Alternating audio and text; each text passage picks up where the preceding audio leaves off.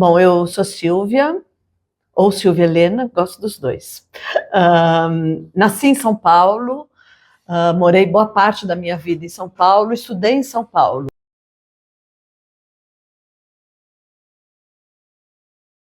Eu estudei no Instituto de Educação Caetano de Campos e no Ginásio Vocacional Oswaldo Aranha. E eles me abriram, me descortinaram a vida. A minha casa sempre teve muito livro.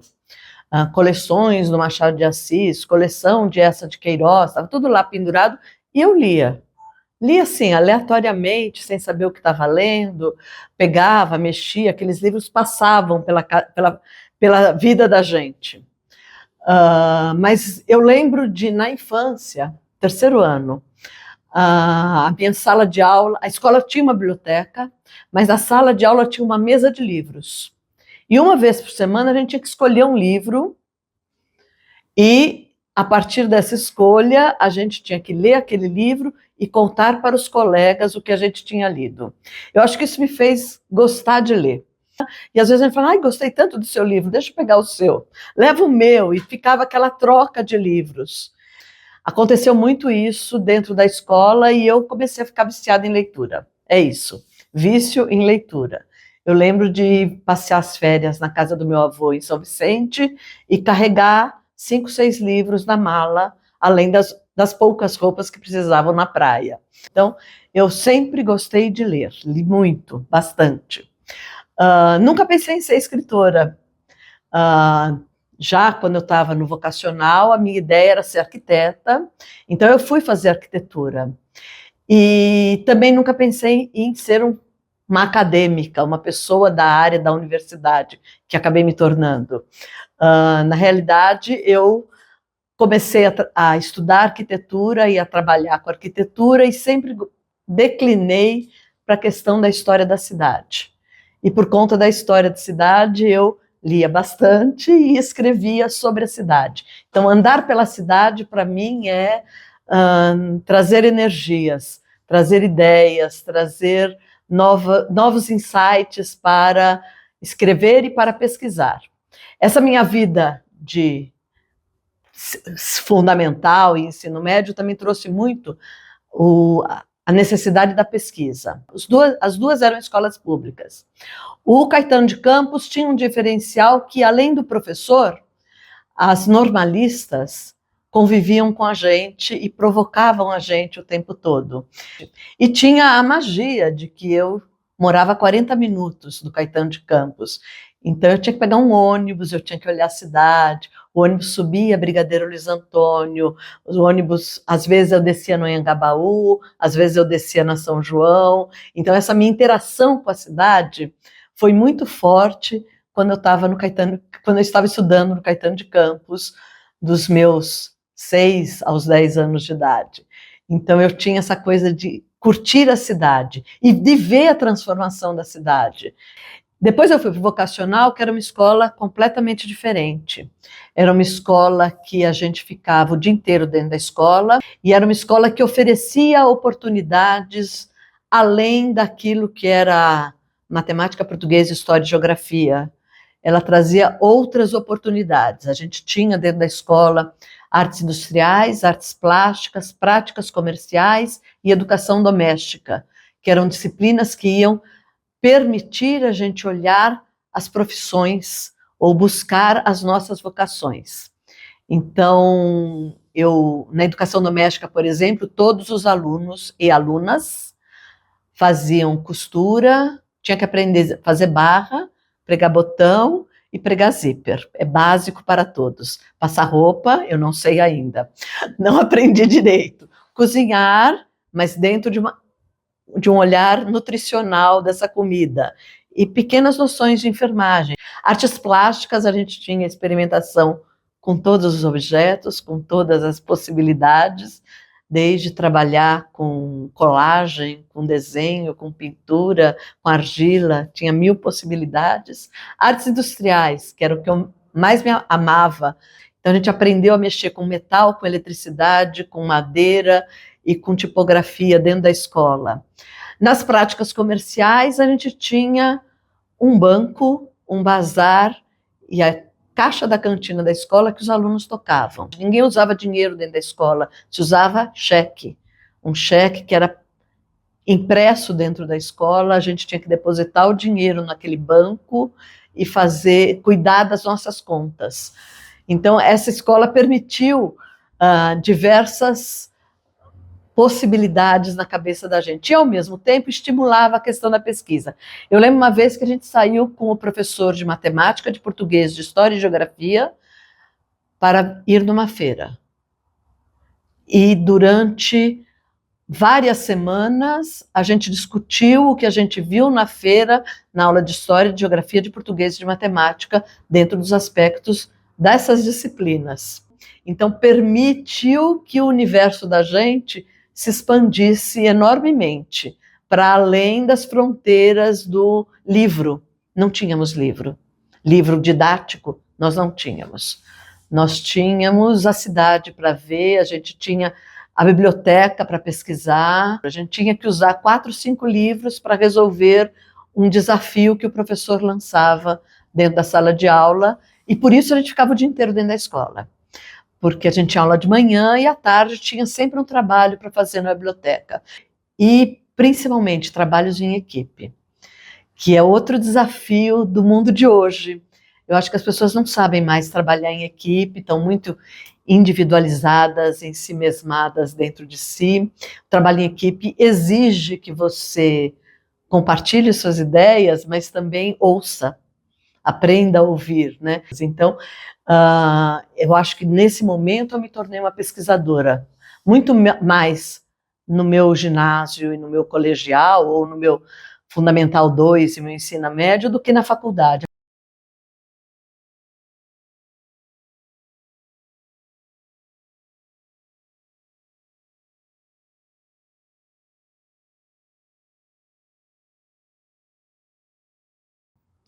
As escolas, a escola vocacional tinha 5 no estado inteiro. Na época do vocacional, que o aluno ficava o dia inteiro dentro da escola e que a escola tinha mais recursos, o aluno podia até ir visitar outras escolas, o que era muito interessante. Quando eu entrei, o regime militar proibiu o ensino integral, proibiu uma série de coisas dentro da escola, prendeu a diretora, Maria Nilde. Então a escola tentou fazer com que a escola ficasse igual às outras. Foi uma ação dos pais, junto com os professores, manter a escola como ela era, num esforço enorme. Os pais que poderiam contribuir com a escola financeiramente contribuíam, os pais que não podiam não eram cobrados de nada. Eu lembro que teve uma época que meu pai cedia madeira para a escola, que meu pai tinha uma serraria, e as cascas da madeira que eram descartadas iam para a escola para a gente trabalhar nas aulas de artes industriais. Então a gente trabalhava com o que tinha, com o que era possível, com o que era disponível e com os poucos recursos que existia dentro de uma escola pública, que hoje é uma escola pública igual a todas as outras. Na faculdade eu escrevi os relatórios, né? As palavras fluíam com mais facilidade, então eu ia escrever o memorial descritivo do projeto que o grupo estava fazendo, eu acabava fazendo os relatórios e acabei fazendo isso na minha vida profissional. Na década de 70, meus pais mudaram para Santo André, eu considero que eu mudei para Santo André em 85, que foi quando eu comecei a trabalhar na prefeitura de Santo André.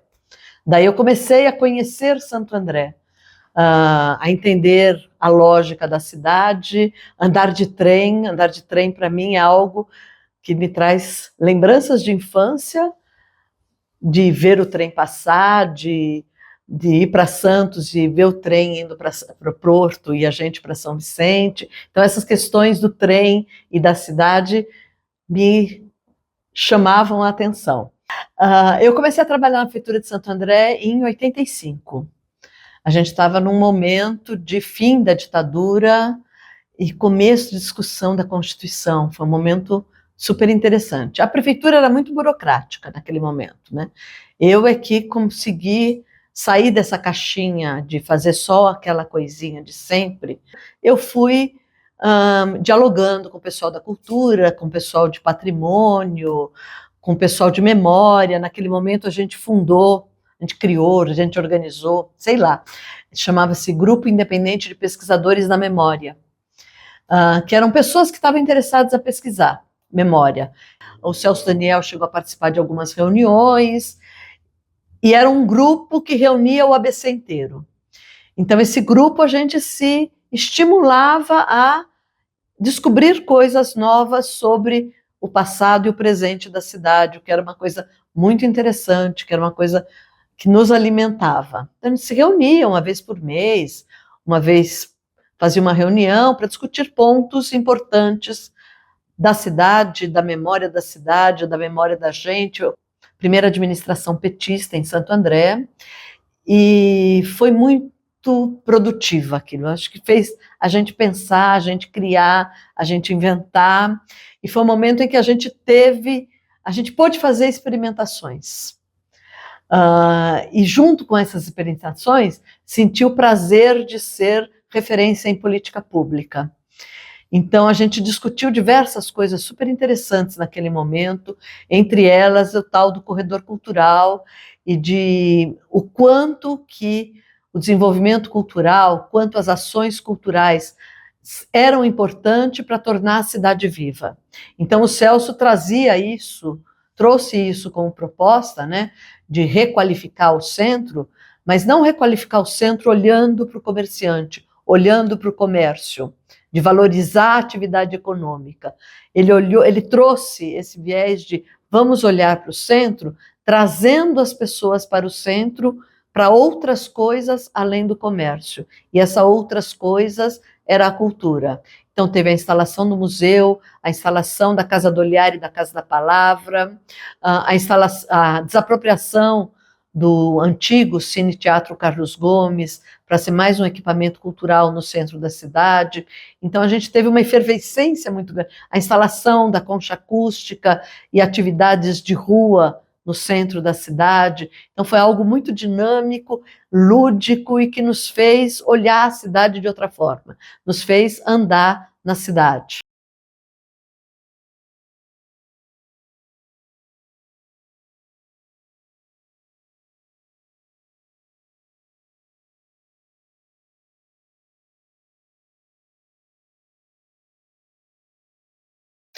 E no meio dessa vida louca da gente, de trabalhar na prefeitura, um colega meu, professor da Universidade de Mogi das Cruzes, me convidou para dar aula e me provocou. Por que você não faz mestrado? Eu não tinha a menor ideia do que era um mestrado. Falei, não sei, vai testar, faz uma disciplina como aluno especial.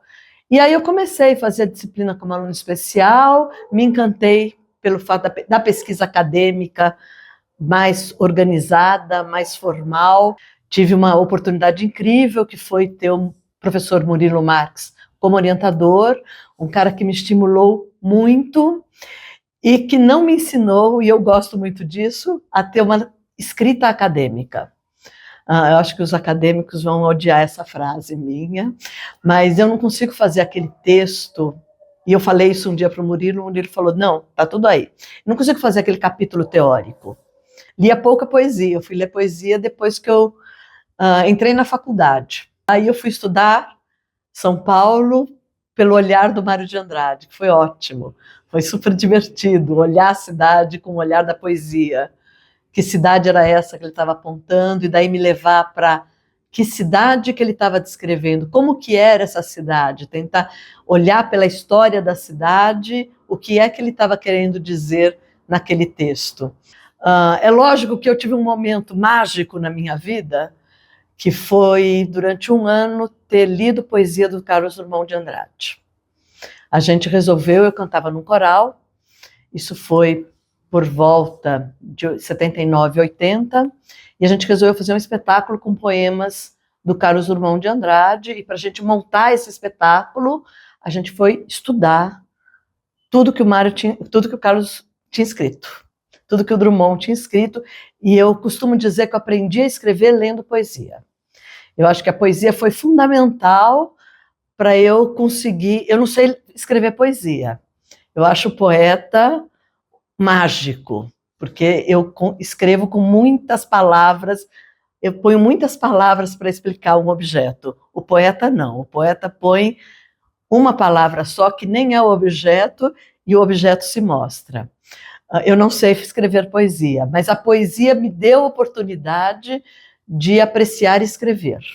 Então, eu acho que foi depois dessa incursão na obra do Drummond é que eu comecei a me soltar a escrever mais.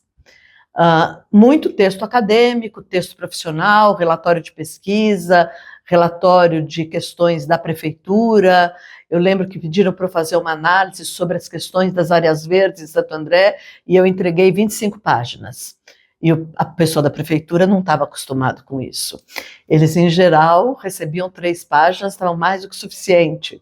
Que eu gostei muito do relatório. Acho que minha chefia não deve ter gostado muito, não. Eu tive muita sorte quando eu comecei a trabalhar aqui em Santo André, porque eu caí no Departamento de Planejamento Urbano. E o Departamento de Planejamento Urbano é um departamento que faz interface com as outras secretarias. Porque ele tem que pensar a cidade, ele vai pensar a mobilidade, ele vai pensar os equipamentos de educação, os equipamentos de saúde, os equipamentos de cultura. E um dos primeiros trabalhos que eu tive que fazer, foi muito louco isso, foi participar de umas reuniões que estavam sendo discutidos Paranapiacaba.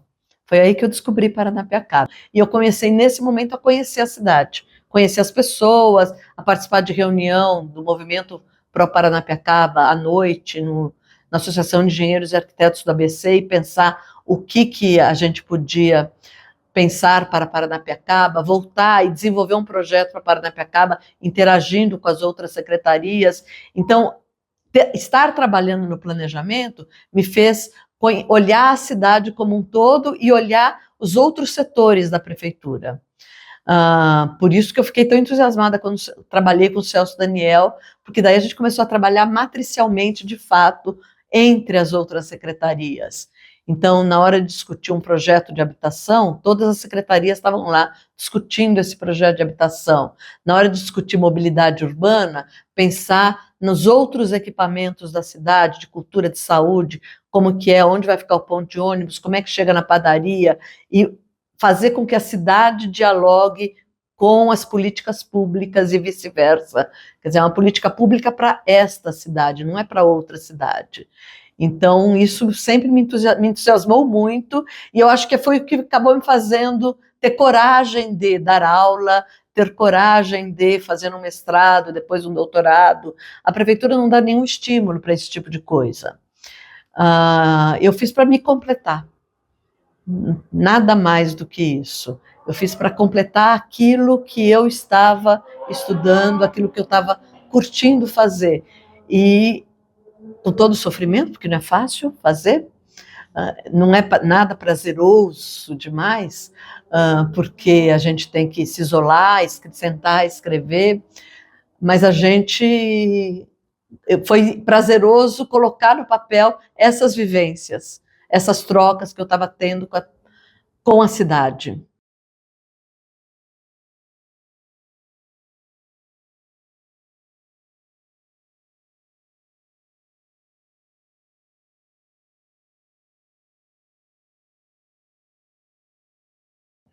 Bom, eu terminei o meu mestrado e entreguei para a Dalila, no Espaço Alfarrábio, que é um espaço que guarda, além da escrita das pessoas, é uma livraria, é um espaço de diálogo sobre literatura, sobre poesia e etc., é também guarda um acervo sobre o ABC.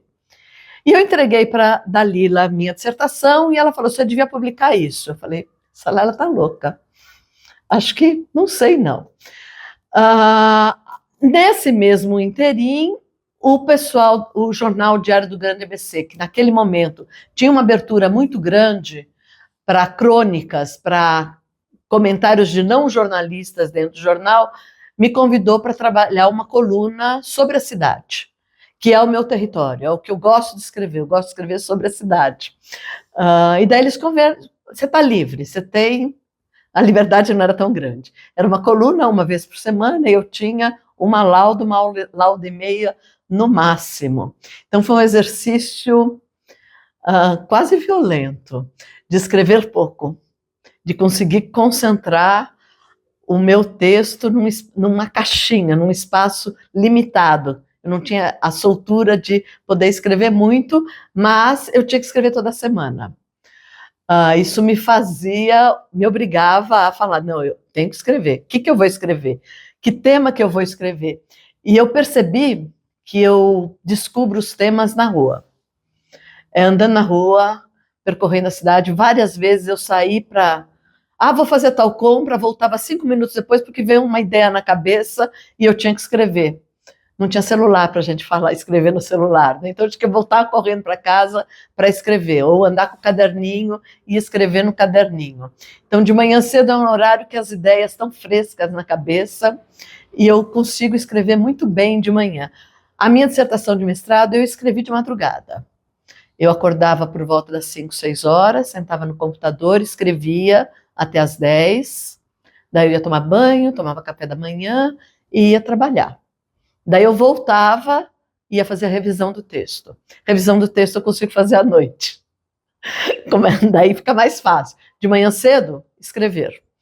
Então, essa experiência com o jornal fez muito isso, né? De eu sair para a cidade, para a rua e falar, olha que coisa interessante, essa calçada, que desenho interessante. Voltava para casa e escrevia sobre aquela calçada, sobre aquele desenho da calçada, sobre uma praça, sobre uma árvore que floresceu, sobre uma notícia de jornal que se relacionava com a questão da cidade, uma vez que a coluna falava sobre a cidade. O nome da coluna ficou Foco Urbano. Eu odiei.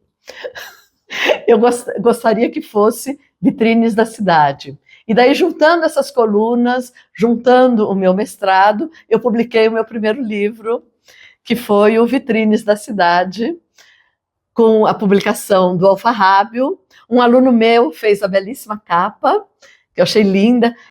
Então, eu busquei colunas que servissem para o futuro, que não fossem registradas naquele dia, naquela hora, naquele momento, que ela podia se discutir sobre isso em outros momentos históricos para o livro permanecer. Aí eu usei o nome que eu queria para a coluna, para o livro, ficou um livro falando de cidade nos mais diferentes aspectos.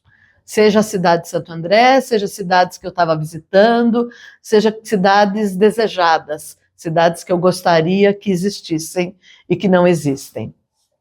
Então, essa foi assim como eu me tornei escritora.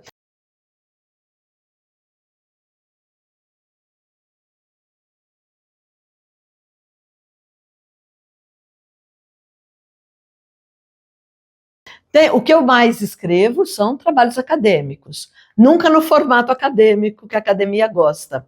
O meu texto é mais fluido e ele vai trabalhando quase como uma crônica sobre algo que existe, que eu estou pesquisando. E o meu texto sai desse jeito. Então, eu tenho várias publicações por aí sobre trabalhos que eu pesquiso, sobre Paranapiacaba, sobre história da cidade, sobre desenvolvimento urbano, ou sobre outras pesquisas que a gente se engaja. Essa é o que eu gosto, né? O meu próprio doutorado, na hora do vamos ver, foi no trilho de trem, foi na viagem de trem para São Paulo, porque eu estava trabalhando em São Paulo, que me veio a ideia do tema de pesquisa. Eu quero falar sobre a ferrovia de novo, mas sobre as transformações da paisagem da ferrovia. Então, daí eu trabalhei o meu doutorado aprofundando questões que eu já tinha apontado no mestrado, mas olhando as transformações da paisagem, que é o que me agrada, né? É o trem, a transformação da paisagem, a cidade, o modo de vida das pessoas, são essas coisas que me encantam. E essa história de fazer mestrado, fazer doutorado, acabou me levando para a Federal do ABC como professora, o que me orgulha e eu me sinto muito bem dando aula, é uma coisa muito gostosa. A Universidade Federal do ABC é uma grande conquista do ABC. Quando eu comecei a trabalhar na Prefeitura de Santo André, todo mundo falava da importância de uma universidade pública aqui no ABC, e principalmente de uma universidade, que é diferente de faculdades isoladas. E daí, já na década de 90, a gente começou a participar dos movimentos pela defesa de uma universidade pública aqui no ABC, e a gente participou de várias discussões, e foi assim uma grande felicidade quando aqui chegou a Universidade Federal do ABC. E daí eu pus na minha cabeça, eu tenho que ir para lá. Eu tenho que dar aula perto da minha casa, eu tenho que chegar nisso, né?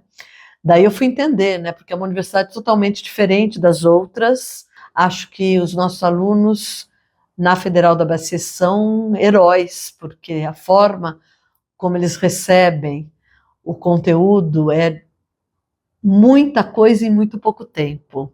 Eles têm que estudar muito, eles estudam muito, eles trabalham, eles estudam e eles produzem.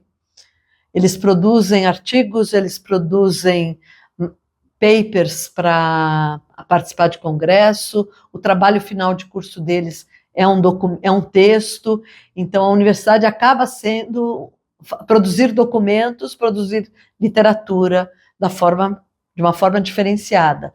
Se a gente olhar para a nossa Constituição, lá diz que os textos acadêmicos também são patrimônio da cultura brasileira. Então, se produz cultura dentro da universidade. Alguns não acreditam muito nisso, acham que estão produzindo ciência, e ciência não é cultura, mas para mim ciência é cultura, e se está produzindo ciência, está produzindo cultura, está produzindo documentos, e é um prazer gigantesco ver a produção dos alunos.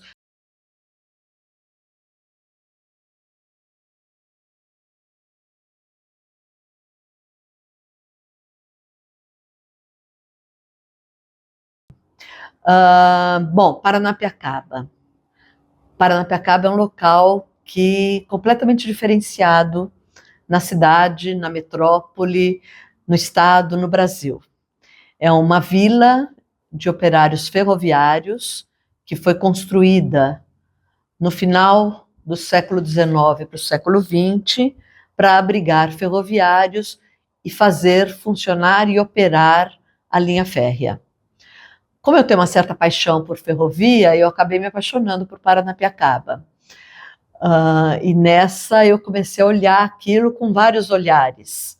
Participar do grupo que estudou Paranapiacaba, fazer o trabalho da faculdade no terceiro ano sobre Paranapiacaba, depois participar desse grupo dentro da prefeitura que estudou Paranapiacaba, posteriormente, com o recurso para um restauro de uma igreja, apoiar a pesquisa histórica. Eu cheguei a publicar um livrinho, um livretinho, sobre Paranapiacaba. A prefeitura que publicou, foi um texto que eu escrevi numa semana, num feriado, uma coisa assim maluca, que passava, vou colocar no papel tudo que eu aprendi sobre Paranapiacaba. Fui escrevendo, era um feriado, uma coisa assim, deu umas 40, 50 páginas, e se a gente não preservar essa memória, isso, a minha vivência na área de história da cidade me traz isso muito forte. Se a gente não preservar a memória, a gente perde, porque a gente fica sem futuro.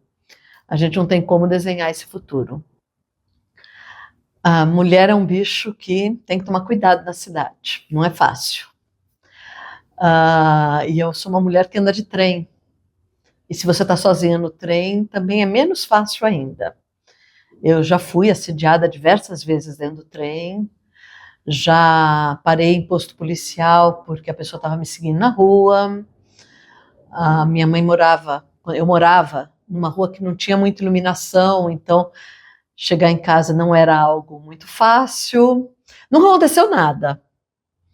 Teve uma vez que o cara estava realmente me seguindo, eu tive que parar num posto policial, falei pro guardinha lá, olha, é o seguinte, eu estou sendo seguida.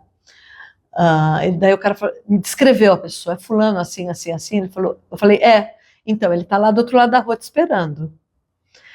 Daí é isso, a cidade é extremamente agressiva para essas questões, né? Andar à noite é perigoso. Eu nunca tive medo, aquele dia eu tive, mas eu sempre ousei, eu fui, né? Sabendo do perigo, eu fui. Mas não é algo tranquilo. Tem, sem dúvida alguma, eu tenho 4 irmãos homens, eles nunca tiveram problemas. Esse tipo de problema que eu sinto, eles nunca tiveram. Na minha vida profissional, eu ouvi que mulher foi feita para ter filhos, né? E eu ouvi isso, e que o emprego público é bom porque ele não exige muito da mulher. Bom, eu sempre trabalhei muito no emprego público. Eu me matei de trabalhar porque eu gosto de trabalhar. Não tenho filhos, né? Então eu aproveitava que quando a prefeitura não exigia de mim, eu ia fazer outra coisa, eu ia dar aula, eu ia fazer mestrado, eu ia fazer outras coisas da minha vida, mas de fato, ser mulher não é uma coisa simples, não é uma coisa para fracos. A mulher vai ter que, além de fazer tudo que ela faz, deixar a casa em ordem, né? Para receber os outros. Se ela for casada, ela vai ter que fazer a comida para o marido. Então, ela tem sempre uma vida dupla: a vida de cuidar da casa e a vida de cuidar da profissão. Na academia, isso é muito cruel, porque a gente ganha pontos pela produção que a gente faz. Então, se você tem filhos, você produz menos, então você é deixada de lado, se é colocada como não pode evoluir. Ao mesmo tempo, é a mulher que vai cuidar dos idosos. Então, quando seus pais estão idosos, você tem que largar aquilo que você está fazendo para cuidar dos seus pais, porque é a mulher que vai fazer isso, não é o homem. O homem acaba não fazendo essas coisas e passando para a mulher. E tem uma coisa absurda, porque a gente pega e faz, né? A gente não questiona, a gente vai e faz. Quando viu, a gente já está fazendo, preparando o almoço, preparando a sobremesa, preparando isso, preparando aquilo. Ninguém pediu, a gente está fazendo porque a gente acha que é obrigação da gente fazer. E é óbvio que se a gente tem muita coisa para fazer, a produção literária ou aquilo que não é o ganha-pão fica para depois, fica para outro momento. O homem precisa evoluir muito para ele entender o que é uma divisão de tarefas, para ele estar junto. Não quero competir, é para estar junto. Eu lembro que uma vez surgiu um boato na prefeitura de Santo André que eu ia ser diretora de planejamento. E eu sabia que eu não ia ser porque eu era mulher. Não importava se a competência, não era a competência que interessava. Era porque a mulher não podia ser diretora, quem tem que mandar é o homem. Mas eu acho que a gente ainda vive isso em alguns setores. Sabe, a gente ainda tem, mesmo dentro da academia, às vezes a gente vive isso, dessa coisa da contabilizar a produção da mulher que é mãe. Parece que está tendo um movimento para alterar essa contabilidade da produção científica da mulher no período em que ela é mãe, porque ela tem que cuidar dos filhos também.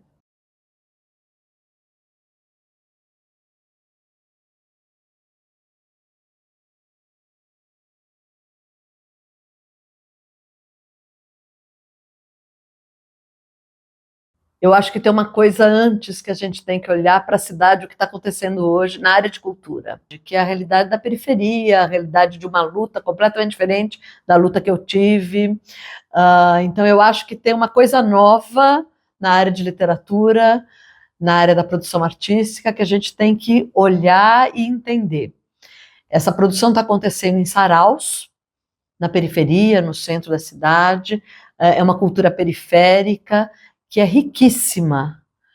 É uma atividade que eu digo que é nova porque eu tenho mais de 60 anos, mas que estão fazendo aí nas periferias há mais de 20 anos e que estão se encontrando, e estão discutindo texto, e que estão produzindo texto, estão lendo texto. E isso é interessante porque a gente, quando está dando aula na universidade, o aluno está lá no seu celular, no seu computador, parece que ele não lê mais. Mas tem um grupo aí que está lendo, que está se instruindo, que está se formando. E quando eu recebo um aluno, uma pessoa que fala assim, eu não sei escrever, eu falo para ler poesia. Eu acho que ler é fundamental. Ler poesia porque eu li Carlos Drummond de Andrade, o Carlos Drummond de Andrade abriu uma porteira para mim, para eu aprender a escrever. Mas eu acho que a pessoa tem que ler. E esse pessoal da periferia que está querendo trabalhar com literatura, que está querendo trabalhar com rap, eles estão lendo, eles estão pesquisando, e a gente vê na obra de muitos, como Emicida, como um monte de gente por aí, que é uma obra fortemente embasada em leitura e em vivência. E eu acho que é isso, a gente tem que ler, a gente tem que se instruir, a gente tem que saber usar as palavras, e a gente tem que valorizar a nossa própria vivência. Quer escrever? Vai ler, vai estudar, sabe? Vai procurar se informar, e vai olhar a sua realidade. Não adianta eu tentar escrever sobre a realidade do outro. É a minha realidade que importa. Então, eu acho que o cotidiano é fundamental, sempre foi. Tanto é que a minha escrita vem de andar na rua, vem de vivenciar o espaço da cidade, e ler é fundamental. Ler muito, muito, muito, muito, para ter o prazer de escrever, para ter repertório para escrever.